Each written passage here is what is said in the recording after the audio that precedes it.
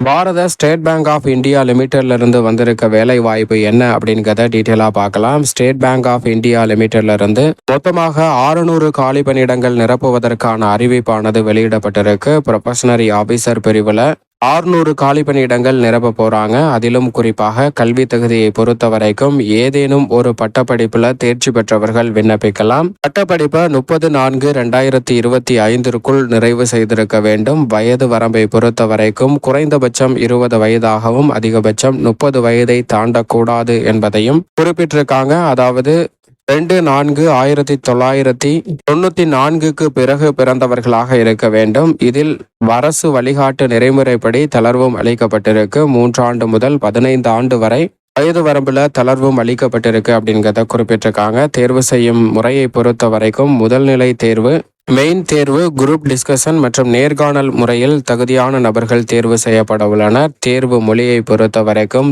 தமிழ், ஹிந்தி, ஆங்கிலம் ஆகிய மொழிகளில் தேர்வு எழுத முடியும். தமிழ்நாட்டில் பல்வேறு இடங்களில் இந்த தேர்வுக்கான மையம் அமைக்கப்பட்டிருக்கு.